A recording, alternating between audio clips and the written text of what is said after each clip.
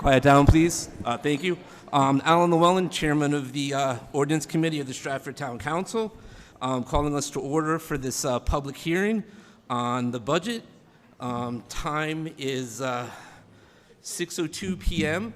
There are 23 speakers. Everybody will be allowed 3 minutes. In the interest of moving things along, I'm going to start right now with the first name, Christina Adzima Mesirnas. Oh.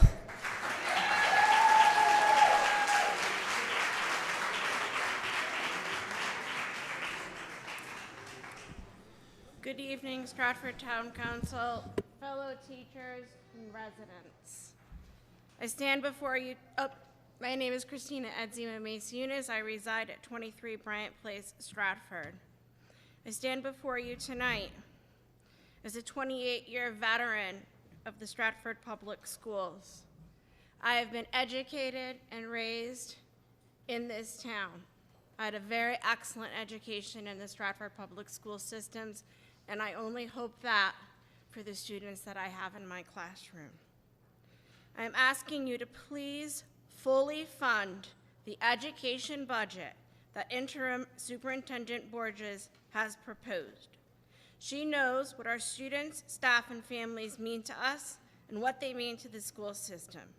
We cannot bear to see such a devastating situation by cutting reading and math teachers, librarians, or the Alpha program. We as teachers and students rely on these educators that I just spoke about in our daily lives to support the needs of the students. Remembering to keep children first right now is essential. Teachers and administrations and buildings cannot do their job without math and reading teachers. If we want teachers to read, if we want children to read and excel and continue to be the future, we will need a library. Children and families need libraries and librarians to count on, to find books of interest to them.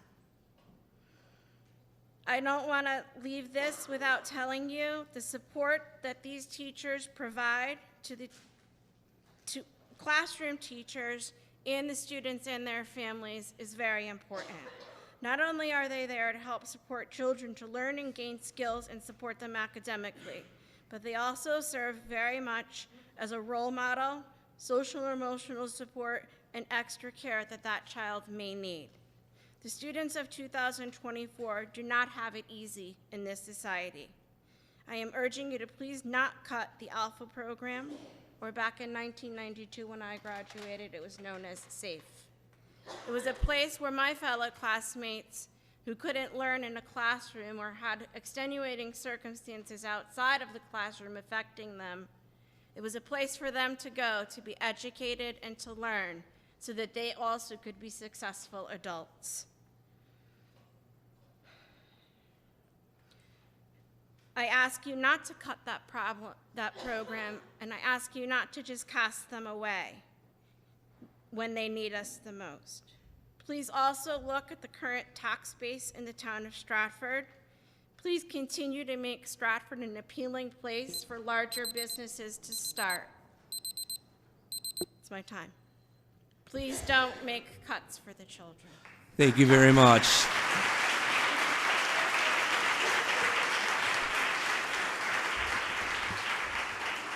Okay, again, as a reminder, as your time starts, be sure to state your name and address for the record. Our next speaker is L. Youngquist.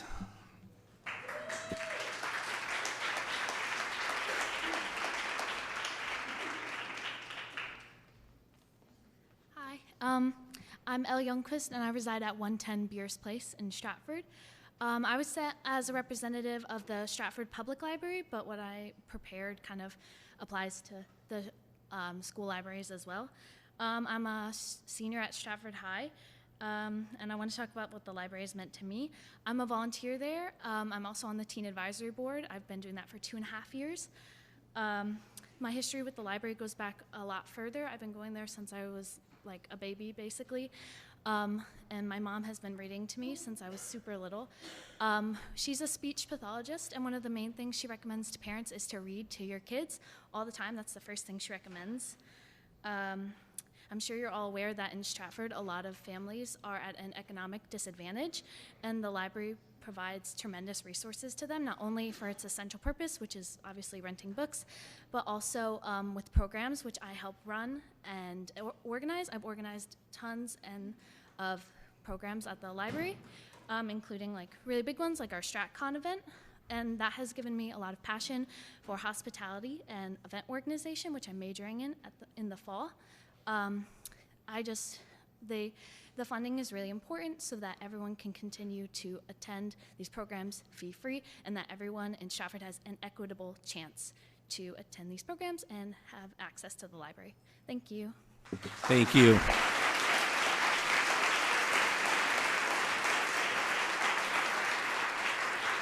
Okay, our next speaker is Jeff Blanchett.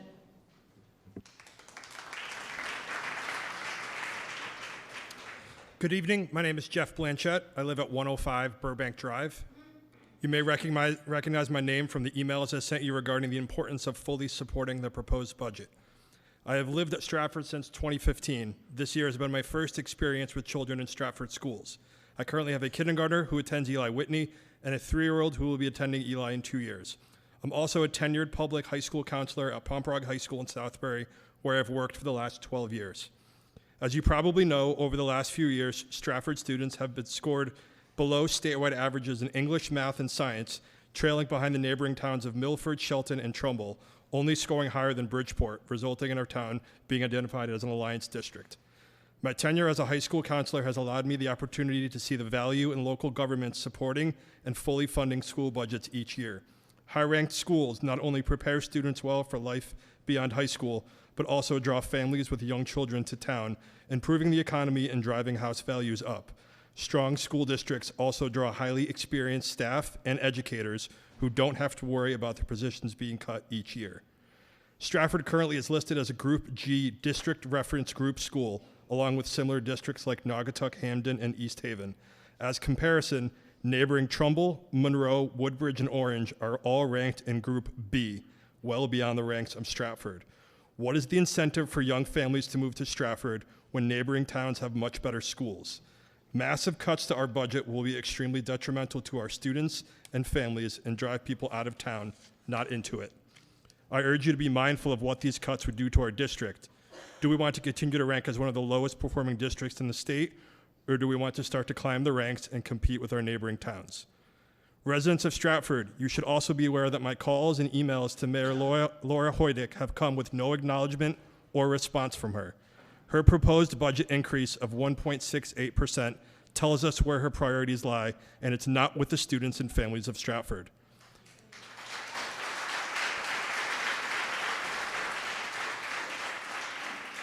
Come next election, I encourage you to vote and spread the word to do not allow anyone to hold office who does not have the best interest of students in mind, including our mayor and GOP Board of Ed members. Members of our town council, I thank you for your time this evening, and when it comes to voting, I ask you put yourself in the shoes of current families with children and support the acting superintendent's budget and vote with the best interests of our children in mind. Thank you.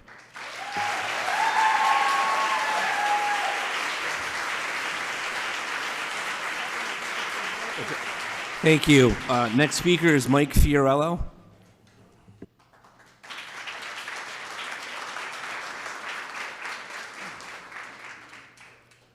Mike Fiorello, 20 Red Fox Road. I'm speaking today as an individual.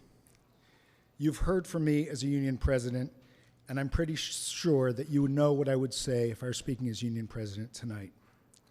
Today I speak as an English teacher at Stratford High School, where my students currently have access to the research, expertise, and varied literary purchases of a library media specialist. I'd like that to continue. I teach students who are past, part-time, or future recipients of the special attention of the Alpha program. I'd like that to continue. I'm uncle to a niece and nephew who live with me. My niece had to say goodbye to her librarian, a kind and knowledgeable woman that we lost to another district and a more secure position. I'd like to tell my niece, who's enrolled in the dual language program, that her future in that program is secure? Can I? My nephew benefited from the loving care of reading and math specialists and instrumental instruction at Second Hill. He was actually beneficiary of disruption to our music department because his beloved teacher followed him from Second Hill to Flood. But what instruction is promised to my niece, who's at Second Hill now? When my nephew gets to Bunnell, who will be in his classes?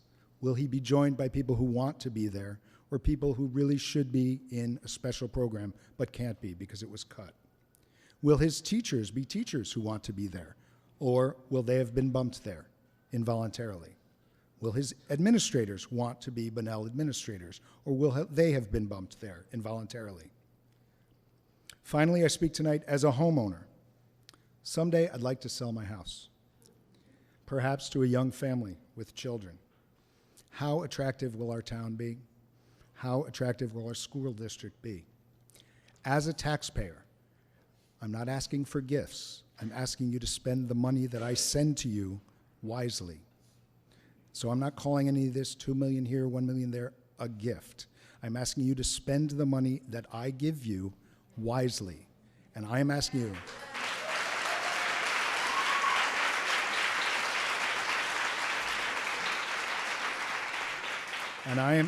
you, please fund the budget that was originally proposed by Heather Borges. Thank you. Thank you very much. Our next speaker is Kim Perillo.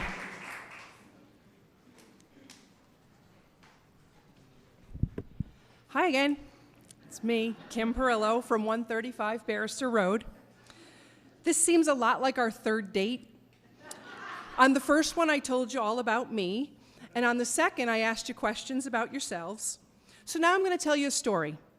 Please listen carefully, because I'm sure the ending will have you saying, "Oh no," and we agree with you. Once upon a time, it was a beautiful Friday spring afternoon. Schools were buzzing with kids working on fun spring projects. Teachers were excited because the sun was shining. Moods had lifted, and the whole atmosphere seemed different. When all of a sudden, 30-plus teachers who are new and enthusiastic, teachers with several years of experience who love the day-to-day exchanges with their kids, and veteran teachers with years of experience but new to the district are called to report to the office. Once there, they're told in the kindest way possible that although they are needed, that the children of our district need them, there's no longer room in the budget for them. Wow. Not only are these non-tenured teachers told the children need them, but the district can't afford them, but they're told they're not being renewed, which means they will not be getting a callback even if a position opens for them. They are to be unemployed and can reapply if they want to come back to the district that just cut them. Do you think any will? I'm guessing not. Now back to our story. Well, word spreads quickly throughout the land. The atmosphere that was a little more positive has now changed drastically. For you see, these are not only our friends and colleagues, these are people who do what's best for kids. And if they're being cut, who's next? It's only April. The budget hasn't been passed, and already 30-plus people have lost their jobs. What does May have in store? Oh, that's right, a budget on the table that is so woefully inadequate that the possibility of dozens of others losing their jobs looms real. Teachers will be shifted out of buildings and grades they have known for years due to bumps caused by eliminating the reading and math coaches and the librarians. So what you'll get is a staff that will need to learn new levels of curriculum while trying to teach it. Larger class sizes, less support for our neediest students, fewer resources for teachers, students, and families. That sounds like a stellar way to improve test scores and take care of kids. What happened to consistency is what kids need and is best for them. So we, the teachers, counselors, administrators, and parents, have been asking our crystal balls. Although it was clear to us without having to ask, because every good story has a little magic in it, we asked anyways. And you know what it revealed? Oh, that's right. It's a year when some members of the Board of Education decided now was the time to drastically be irresponsibly fiscally responsible. I'm sorry. Can I finish? No, we got to stick with our theme times, but if you'd like, you could submit that to us, send it in by email. We may not respond, but we do read everything that comes in.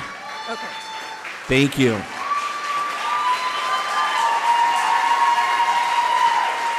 Next speaker is Sarah Vicola.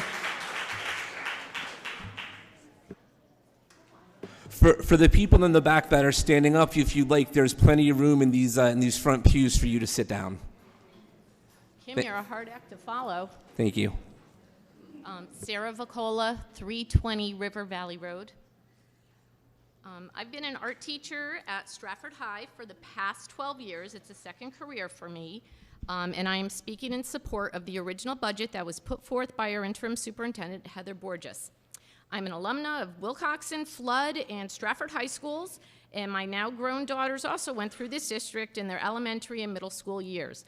In fact, quite a few of their teachers are sitting here. Shout out Chapel.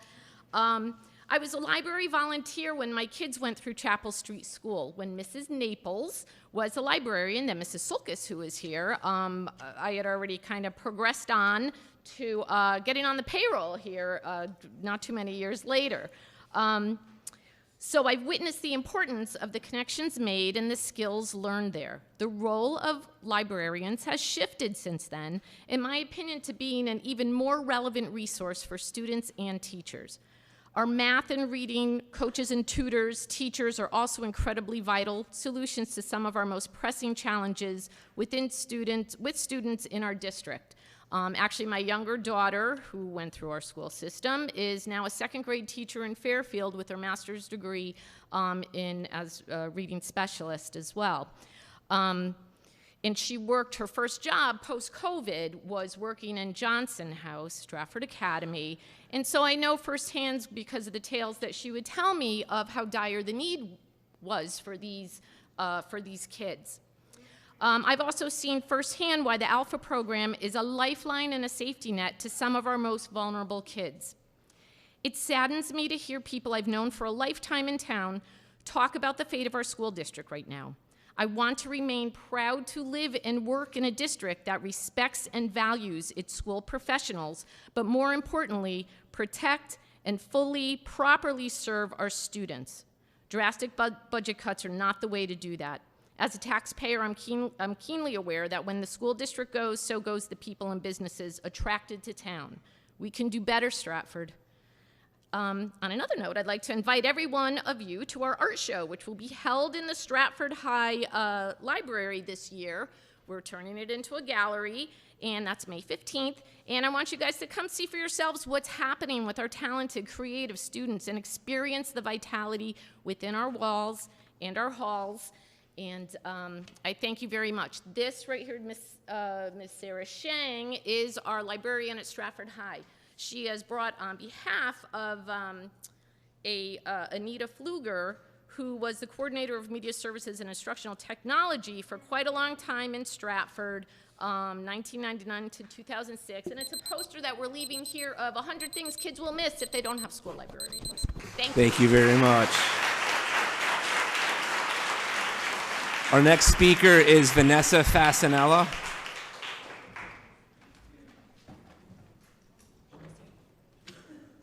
Hi, my name is Vanessa Fasanella, and I live at 3 Greenfield Avenue here in Stratford. I didn't grow up in Stratford, but my husband did. A couple years ago, we moved our family here, 2016 to be exact. The first thing I checked out after our boxes were unpacked was the library. Not only is it a great way to meet people, but you can learn everything at the same time. I joined no less than 3 book groups, 2 of which I am still a part of today. I learned quickly that the librarians who work there, Marge, Sarah M., Sarah L., Chris B., Beth, Linda, and of course Miss A, were instrumental in my younger daughter's life. My younger daughter learned to be a better reader by reading to therapy dogs. I've never heard of that anywhere else. She wrote and published a book with Miss A's guidance. She bought her own affordable books through the library when other books at Barnes & Noble were 25 times the price. She gained confidence not only for school but in reading, and she made friends. I have lived in 9 different towns in my 50 years, and this library is the best library I've ever been to. I used the library while I was going to school, earning my master's in education, to study, because they have private study rooms, which is a blessing. I used them after I got my master's to tutor my coworkers to help them study for passing their teacher exams. I've joined the knitting group, which I found many close friends, some as close as sisters in. And I learned 3D printing now, and I utilize it at my school where I teach my math students. The reference materials for my job and for my daughter's schooling and for my students are all things I recommend at the library. And classes that I could never find anywhere else and never heard of anywhere else, like the 3D printing I mentioned, the Intro to Ukulele course, which I just took 2 weeks ago, and a host of different arts and craft classes exist at this library and only at this library. Miss A is a godsend to the children of Stratford. Chris B is a godsend to my students. He teaches them, supervises them, and is the volunteer coordinator and helps them decide what to be when they grow up, because he has his hands on this technology that they could not afford at home. I cannot say enough about what Stratford Library Association does for the people here. I can only talk about me and my kids and my family. Please fully fund the library. Thank you. Thank you very much. Our next speaker is Georgine Fasanella.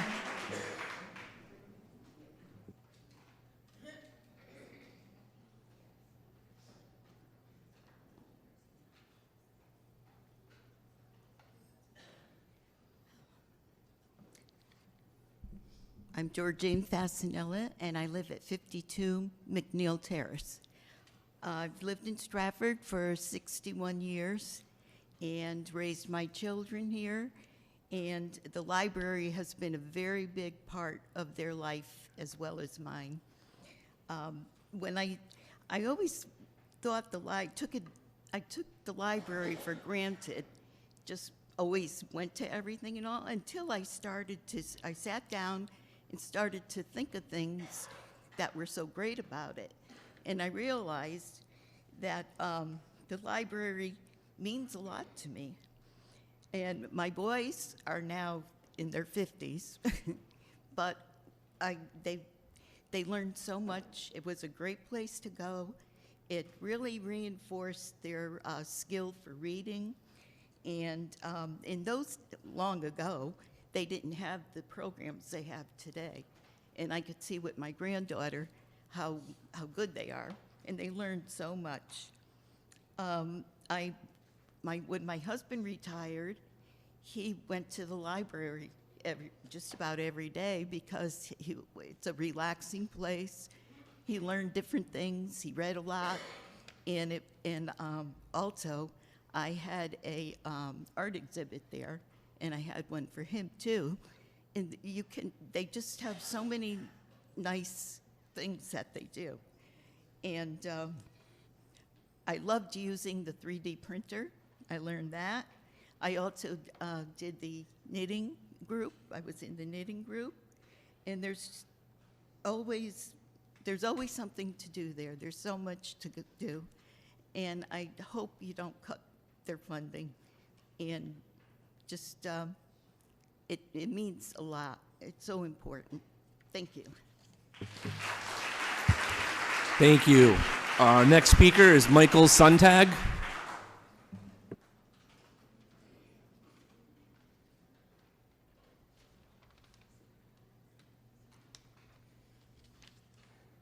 Good evening. Michael Sontag, 115 Allendale Drive. I'm speaking as the chair of Citizens Addressing Racial Equity, CARE, tonight. CARE was established 16 years ago as a result of a racial incident in order to resolve issues between the community of color and the police. Our mission has always been to respond to instances of inequitable distribution of resources and personnel that impacts those in the community who have the most need for them. We see the proposed town budget for the school system as such an issue. Any budget that falls below the 6.5% will fall hardest on those students and parents that do not have the financial ability to offset the damage to their children's education. This shortfall can be blamed on the pandemic and the use of ESSER funds to pay for positions and programs. We can blame the short-sightedness of those who, over the last 3 years, failed to move positions incrementally to the town budget. That is the past. This is now. And the fiscal cliff that we are facing is nothing like the chasm upon which our school system teeters. If it falls into this abyss, it will not recover for years. This fall will take our children and their hopes and aspirations with it. It is no easy task to balance the needs of an entire community at budget time. I understand that. Courage is necessary to absorb some pain now and not hope that funding will come from other sources that will then sunset and put us all in a worse place than we are now. We are recommending that you come as close as you can to the 6.5% original school system proposal. Give our town some hope that we are not sacrificing the future for short-term solutions. Nothing is set in cement yet. The cement is not dry. You have the opportunity to change things based on what you've been hearing tonight. Thank you for hearing me. Thank you. Our next speaker is Pat Blossom.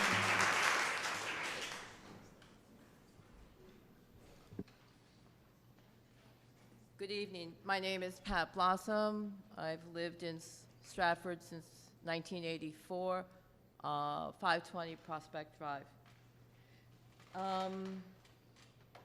Thank you for the opportunity to state my opinion.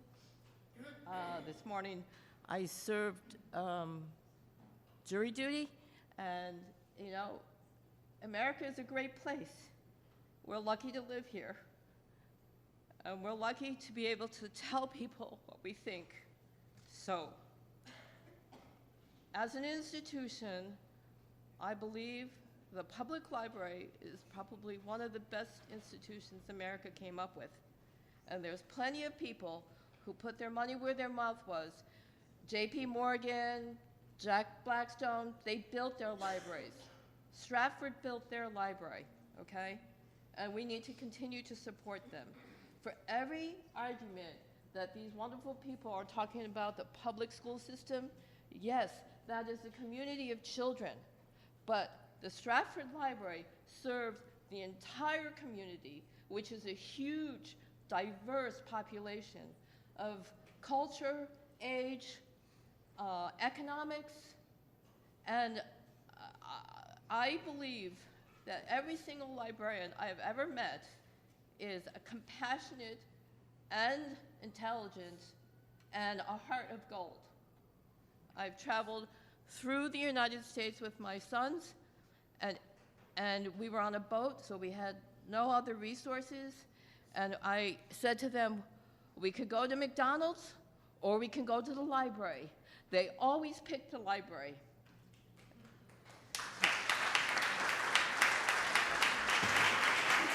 Thank you. Our next speaker is Jeff Scholl.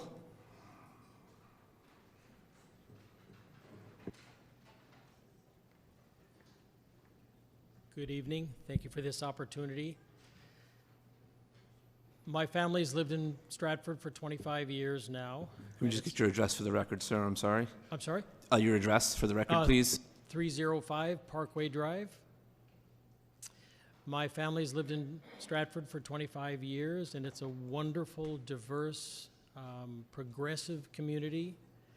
I am an avid user of the library. It's one of the greatest assets and resources here in town.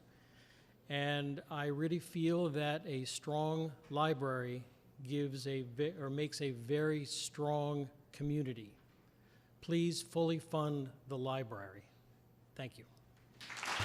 Thank you. Next speaker is Patricia Keys.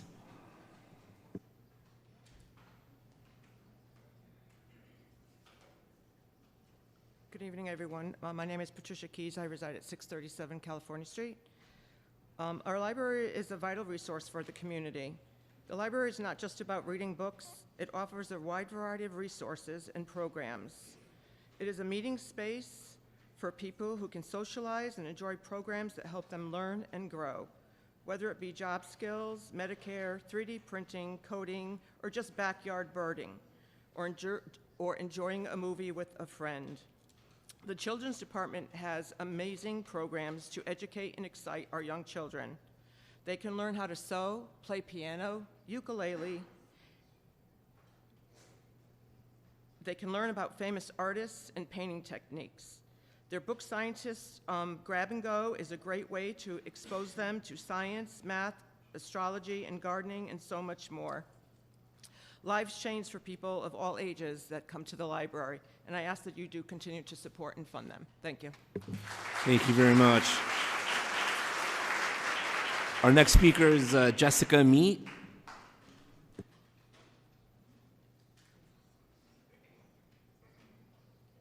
Hi, my name is Jessica Moret. I live at 19 Plymouth Street.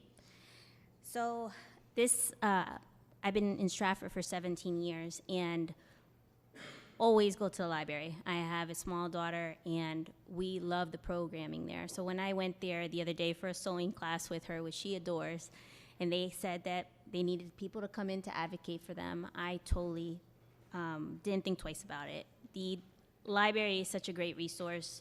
The diversity that they have there, who they attract to go to their programming, the staff there, the resources, just everything is just so invaluable. So I please ask that you consider fully funding the library. Don't take anything away from them. It's just a great resource. And I also want to, hearing the other people that were here, this is my first time coming to one of these meetings, and I wish I would have known about this earlier, but hearing the other people speak about the education and it being cut again, I mean, it's just, for me, it saddens me because I originally, when I came to Stratford, I didn't want kids. So I didn't care about the school system. But when I did decide to have a daughter and she's in school and they continually are taking things away from them, it really is tough. So as a parent, we really have to push in wherever the shortcomings are of the school. As a parent, we have to step in, but a lot of times there are parents who don't have that ability to do that. So we depend on the teachers. So I just ask for you to please consider not cutting the budget there either. Thank you. Thank you very much. Our next speaker is Ashley Tarka.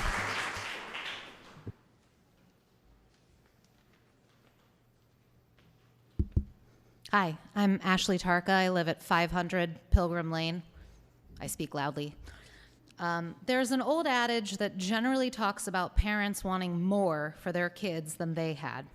I remember my parents talking about it, and my husband and I often reflect on it as well. You inherently want your children to do better in life than you did. It has been an adage for generations. Why then would we accept that our children now get less than we did, and even less than they've already got? I'm tired of spending evenings coming here to convince you that our kids deserve the same as what they have been getting, when actually they really deserve more. We have 2 kids involved in evening activities, and we have to juggle our routine to come here and try to convince you of something that I bet deep down you agree with philosophically, that future generations should have more. And you have an expert in Ms. Borges telling you exactly what is needed. So why is her recommendation not being taken? Superintendents typically go to school for 8 to 9 years and study intensely. What would make you accept her expert advice? If her certification took 10 years, 15 years, what would it take for you to follow the advice of experts? For me, when I feel sick, I go to the doctor, the expert, and I follow her advice. If my car breaks down, I go to the mechanic, the expert, and I follow his advice. It just makes sense to do so. When it comes to giving our kids the chance they deserve to have more than we did, do what the expert recommends. Thank you.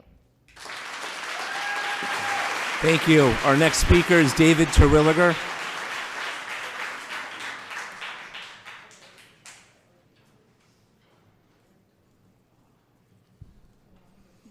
Good evening. My name is David Terwilliger. I live at 211 Morningside Terrace. I'd like to talk to you a little bit about the mayor's proposed allocation for the Board of Education next year's budget.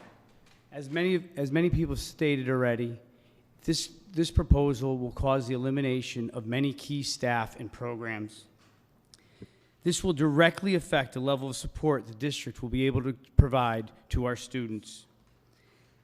There's been a lot of finger pointing on how we got here, but regardless, this is where we are.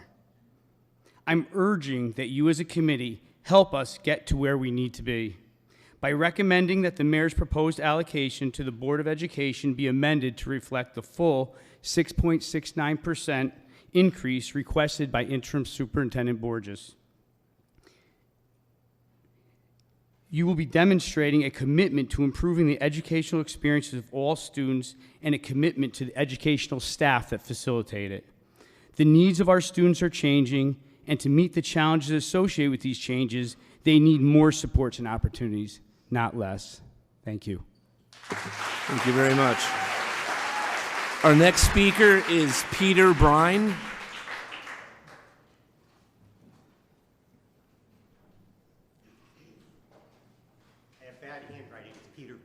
That's all right. Sorry. Thanks for the correction. 1705 Elm Street, Stratford. I urge you to support the students of our town. When I graduated from Bunnell 53 years ago, the minority population was about 3%. Now it's the majority. That diversity is a strong point for Stratford. Our students can't vote. Their parents can. But the voting district changes have silenced their voice. In addition, COVID was devastating, but it forced a lot of new technologies and approaches to education. Around the same time as COVID, the current Board of Education was elected. Their impact has been more devastating than COVID. During their tenure, and if I didn't say, I was the former science department head at Bunnell. My former teachers probably turned over in their grave when they saw that. But during the tenure of this Board of Ed, my former department has lost 50% of its teachers, either through leaving or retirement.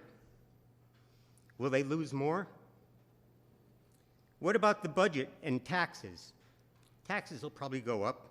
Not supporting the schools will ultimately impact our home values compared to nearby towns. So we can't shortchange the lives of our young kids now.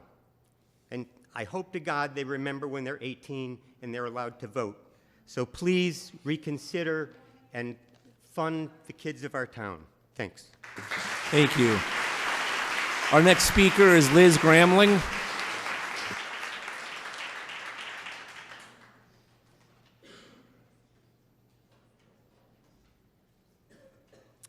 Good evening.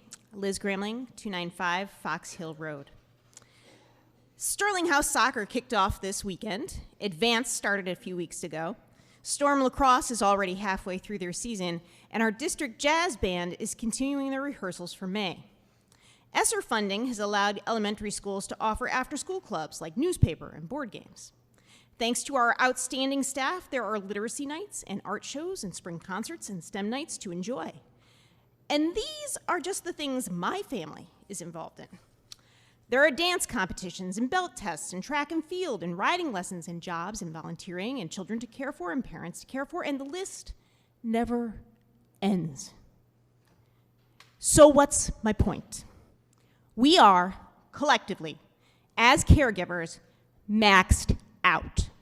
For every person you see here in this room, for every person on that speaker list, there are 50, 100, maybe even hundreds of people who cannot be here. Maybe they found the bandwidth to email you. Maybe they haven't.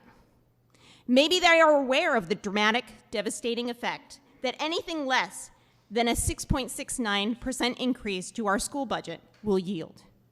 Maybe they aren't. It doesn't matter, because Every elementary school student in Stratford Public Schools will be affected by these cuts. Everyone. That's not hyperbole. It's a fact.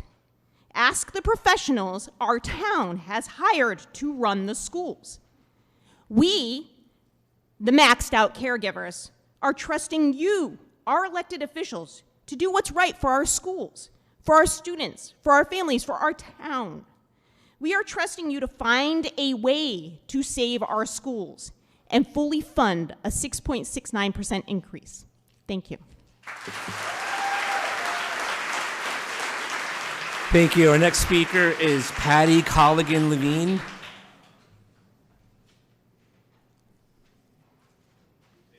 Patty Colligan-Levine.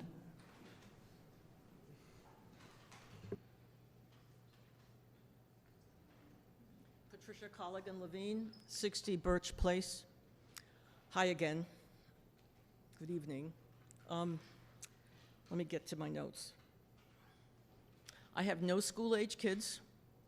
I'm a senior, but I live in a neighborhood with lots of young families. And I'm here because I want to advocate for them. The kids need you. The young parents need you.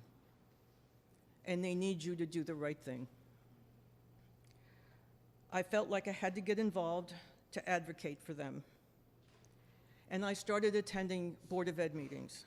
And I have to tell you, I saw something so disturbing in one of those Board of Ed meetings. I saw the leader of the Board of Ed ask the chief of police, what else could the board do to keep kids safe in this town? And that was the leader who voted against, who's going to vote against all of this. Okay, he doesn't care. If you want to care, you care about the quality of the education in this town, and you support the budget, and you pass it.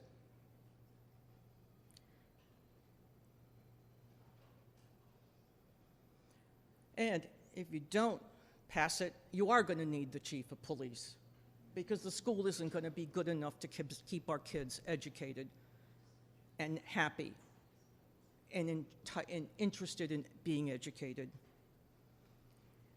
As a new resident, I was very upset about this, and the hypocrisy of it just upset me a great deal, and I couldn't believe I was watching this and hearing this from supposedly educated people. So I ask all of you, I ask the Board of Ed, I ask you, what are you afraid of? Think about what this will do to your kids and our kids. And I ask, where's the mayor? The mayor's never here when we're here to speak. Nobody, she should be interested in what we say. What is...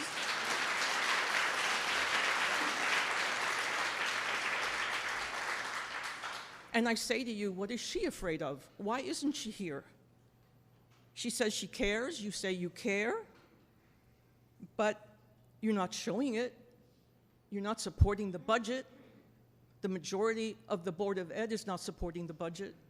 So I respectfully request that you show your care by passing the recommended school budget. And lastly, I ask that our town leader attend our meetings with the town council. Thank you. Our next speaker is Maria Ferrara.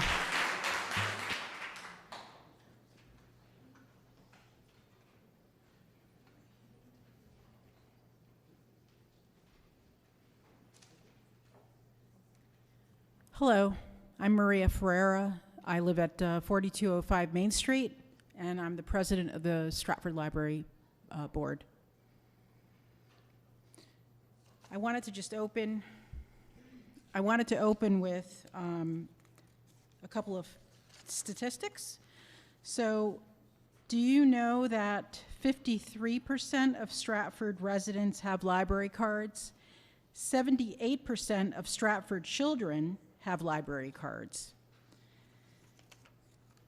The Stratford Library is currently in year 2 of our strategic plan, which is being used to prioritize the programs and services offered by the Stratford Library and ensures that we are meeting real needs in our community.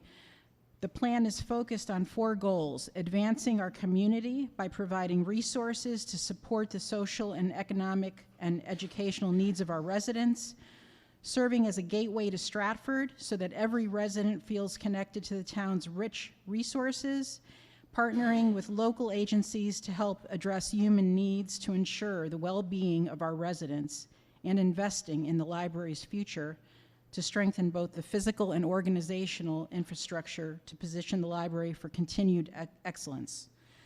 And our strategic plan is available online. You can go right on our website. We've got a couple of budget priorities for this year, supporting the development of programming and services which advance our diverse community.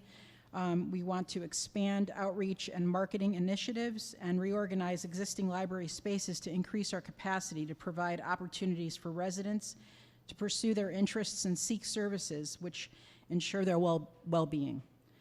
And we're devoting resources to increasing the library's access to grants and gifts.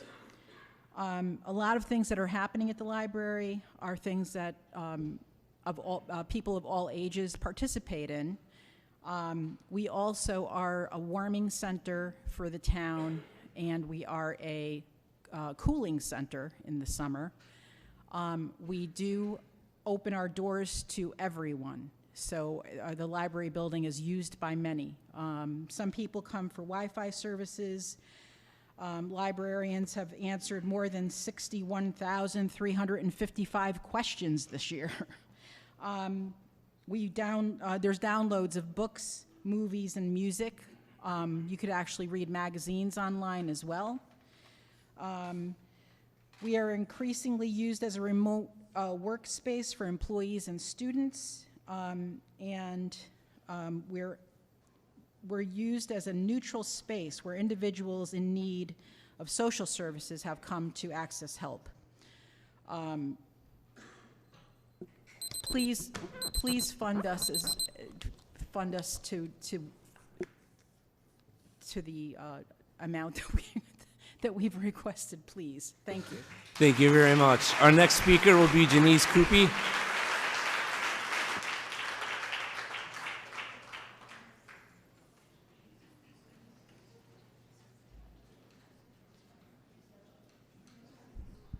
Good evening. Janice Cupey, 1460 Elm Street. I've had the honor of addressing the council on numerous occasions, advocating tirelessly for improved funding for our schools. Tonight, I am desperately asking once again that you reconsider the mayor's proposed increase for the Board of Education, as it falls short of our district's needs. This evening, I wish to extend my support to another indispensable organization in our town, the Stratford Library, of which I serve as a member of its board of directors. I would like to share a bit about our library. There are 26 full-time and 14 part-time highly trained employees who are dedicated to providing a wide variety of services in a safe, welcoming environment. The Stratford Library is the busiest publicly accessible building in our town. With over 128,000 visitors in the last year, we are 279% higher than the state average. There were 28% more in-person visits to our library year over year. Over 35,000 people of all ages participated in programs, most of which are run and presented by the library staff. Our program attendance is up by 35% over the prior year and is 50% higher than the state average. Our librarians answered, as Maria mentioned earlier, over 61,000 questions and inquiries in a year. 53% of our residents in town hold a library card, and 78% of our children between the age 0 and 18 years of age own a library card. The mayor's proposed budget presents a challenge, leaving us facing a shortfall exceeding $200,000. Within the library's budget, the largest expenditure lies in personnel, with a requested payroll increase of 3% compared to the prior year. Notably, employee insurance sees the highest year-over-year increase attributed to a combination of higher premiums and an increased employee utilization. The potential ramifications of this deficit could profoundly impact library services.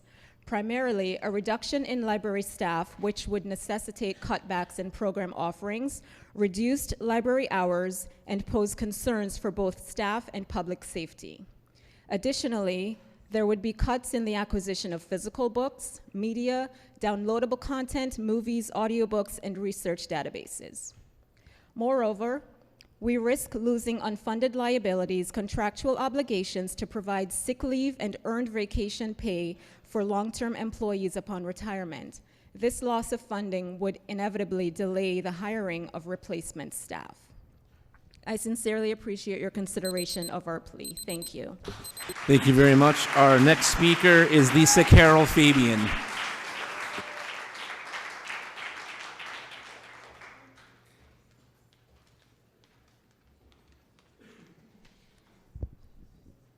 Lisa Carroll Fabian, 144 Wainwright Place. Ladies and gentlemen of the Town Council, as a parent, educator, and member of the Board of Education, I stand before you today urgently advocating for what I know is right for all of the children in our town. I understand the weariness that comes with this annual dance, this game, this nonsense that we seem to go through every year. But this year it's different. This year the stakes are higher than ever before, and the need for action is immediate. Why do I ask for a 6.69% increase in the budget? Like many other districts, we are facing an ESSER cliff. We have gone years without receiving the necessary budget allocations. Yes, there have been surpluses, but let's not forget that those surpluses often come from the unfilled positions. And why can't we fill those positions? Well, there's a national teacher shortage. Also, who would want to go to a district where their job is on the line every year? Despite my efforts on the Board of Education, my fight to make people understand the needs of our schools and children, and my plea to trust the highly educated professionals we employ, I find myself turning to you, the Town Council, for help. I have faith in each of you. I've spoken with most, if not all of you, multiple times. You are good people who genuinely want what's best for our town, especially for our most vulnerable members. So as a mother, as a teacher, and as your fellow elected official, I plead with you one last time to please help me keep our schools intact. The 6.69% budget increase is not just a number. It's the lifeline for every literacy and math coach, librarian, assistant principal, and programs like Alpha that serve our struggling children. We cannot afford to let them down. Let's ensure our schools have the resources they need to provide the quality education every child deserves. As a teacher and a reading specialist myself, I can't let a story go unfinished. So with the remaining of my time, I would like to give all of you the opportunity to hear the ending of Kim Perillo's story. It is now up to you to write the ending of this story. Will you be a villain and it be a sad story? One where children suffer and our town's education system loses because you passed the pitiful budget that the Republican Board of Ed member sent to you? Or will you be the heroes of this story? Save the day. Do what's right for children, teachers, and the town of Stratford, and pass the original budget that the superintendent asked for. Villain or hero? You have the power to choose. Be the hero. Thank you. Thank you. Our last speaker is going to be Dawn Giannetta.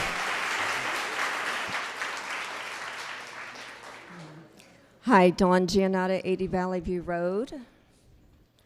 I am the Stratford Academy Johnson House Library and Media Specialist, where I teach over 600 students each week. Good evening, members of the Town Council. First and foremost, thank you for your time attending the meetings, forums, and workshops. It's time away from your families and work obligations, so I greatly appreciate your commitment to our students. Next, thank you to the Town Council and board members who visited our schools and saw firsthand the extraordinary learning happening in our buildings, especially in our libraries. And it meant a great deal to me and my colleagues. Personally, there were several of you here that I escorted around the building as well. Tonight, I just want to share with you there was a poster that was brought up earlier by another librarian and our art teacher, 100 things that kids will miss out on if they don't have a school librarian in their school. But time is short, so I will give you my top 5 on the list. Kids will miss out on recommending library books to their friends that their librarian recommended to them. Number 4, kids will miss out on technology expertise and instruction, especially in a digital divide in our nation. Number 3, kids will miss out on a place to shop for free books without any judgment or ridicule of genre. Number 2, kids will miss out on a participatory culture that each and every one of these adults in this building had as a cornerstone of their childhood learning experience in schools. And last, the number 1 thing kids will miss out on in the town of Stratford by not having a librarian is not having a highly qualified, certified school librarian with whom they've spent years building a rapport with and developing a literary connection. I leave you with this quote by Jared Kozaska. He's a young, world-renowned author and illustrator, and I quote, "It is an awfully sad misconception that librarians simply check books in and out. The library is the heart of every school and the heart of the town of Stratford, the Stratford Public Library." Go ahead. "And without a librarian, it is but an empty shell." Thank you for your time.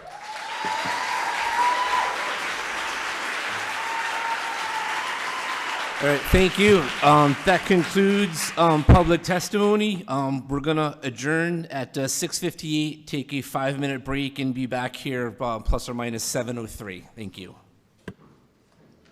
Ready? All right, everyone, please settle down.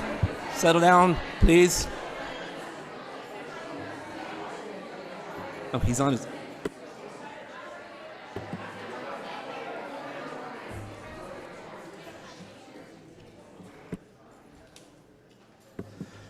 Oh, okay, thanks everyone. I'm going to call us back to order at 7:11. Our next item, item 2, under new business. This is referred to us by the Town Council for March 11th of 2024. I will accept a motion on item 2.1. Mr. Chairman? Go ahead.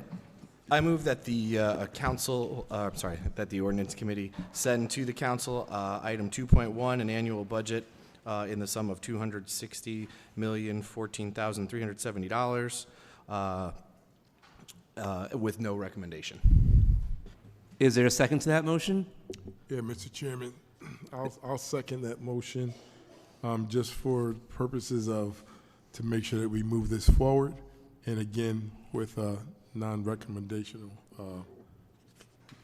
motion. Excellent. Thank you. Thank you, Mr. O'Neill. So a motion's been made and seconded. There are no pending budget amendments before us, so we can have some time for short, quick discussion. Mr. Green. Through the chair, thank you. And I look forward to a more spirited, more thorough discussion of this with amendments at the next council meeting. My question, through the chair, to either Mr. Timniak or Dawn, can the town, as it has already done with EMS, WPCA, Railroad, ARPA, and various other funds, make an operating transfer into the budget revenue from the town's general fund? Mr. Timniak is on his way to the podium or to one of the microphones in the bullpen for an answer on that question. Go ahead, Mr. Timniak. Are you referring to the $2 million we had suggested in the mayor's proposed budget to go to the Board of Education? I'm just asking in general for the purposes of, can money from the general fund balance be turned into revenue through a transfer, through the transfer in line section of the budget, so it is part of the town budget revenue? That is my question. Otherwise, what you've said previously is basically that it's impossible for us to use that money as part of the budget. So what I said previously is that the $2 million, which was recommended in the mayor's proposed budget go over to the Board of Education with no restrictions whatsoever placed on it for next fiscal year. I want to stand by that statement again. Okay, but so my question again, just to see if you do have an answer for it, does this council have the power to make a transfer in from the general fund to the revenue side of the budget? From the general fund reserve, the unreserved portion of the general fund, turn it into revenue in the budget as a transfer in to the budget. I'm not quite sure what you're saying by turning it into revenue. That's where I'm losing the word. Well, revenue. for it to be listed as part of the revenue side of the budget.